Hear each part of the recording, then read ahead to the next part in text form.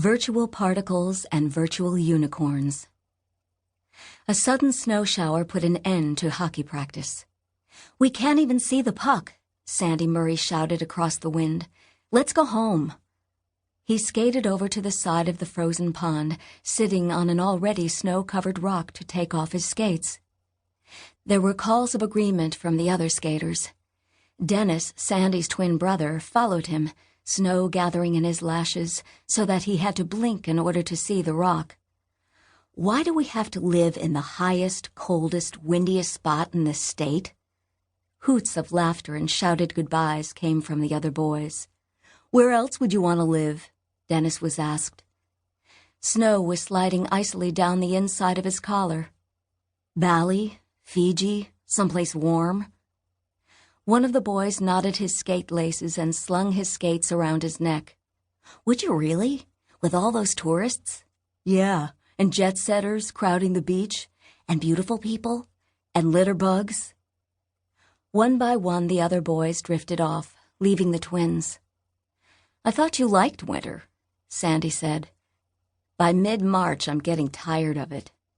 "But you wouldn't really want to go to some tourist's paradise, would you?" Probably not. Maybe I would have in the olden days, before the population explosion. I'm famished. Race you home."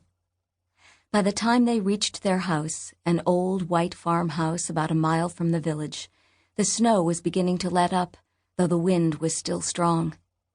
They went in through the garage, past their mother's lab. Pulling off their windbreakers, they threw them at hooks and burst into the kitchen.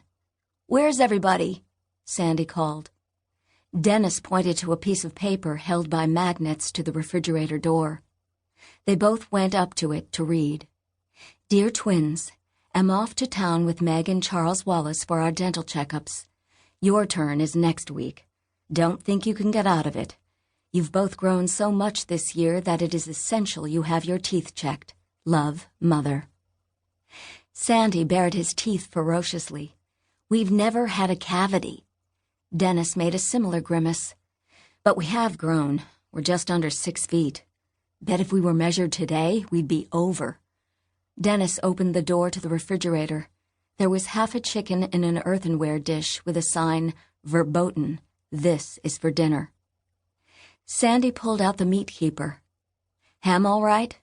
"Sure, with cheese. And mustard. And sliced olives. And ketchup. And pickles." "No tomatoes here. Bet you Meg made herself a BLT.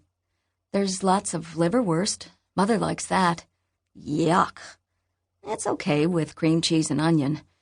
They put their various ingredients on the kitchen counter and cut thick slices of bread fresh from the oven.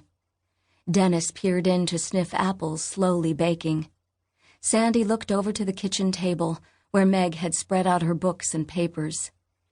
"She's taken more than her fair share of the table." "She's in college," Dennys defended. "We don't have as much homework as she does." "Yeah, and I'd hate that long commute every day. She likes to drive. And at least she gets home early."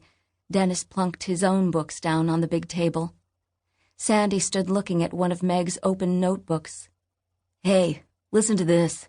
Do you suppose we'll have this kind of junk when we're in college? It seems quite evident that there was definite prebiotic existence of protein ancestors of polymers, and that therefore the primary beings were not amino acids." I suppose she knows what she's writing about. I haven't the foggiest.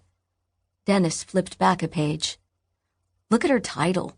The $1,000,000 Question, the chicken or the egg, amino acids or their polymers." She may be a mathematical genius, but she still can't spell.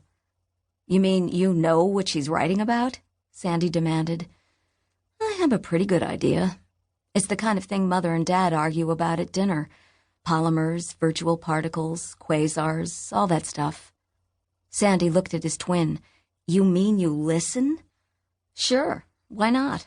You never know when a little useless knowledge is going to come in handy. Hey, what's this book? It's about bubonic plague. I'm the one who wants to be a doctor." Sandy glanced over.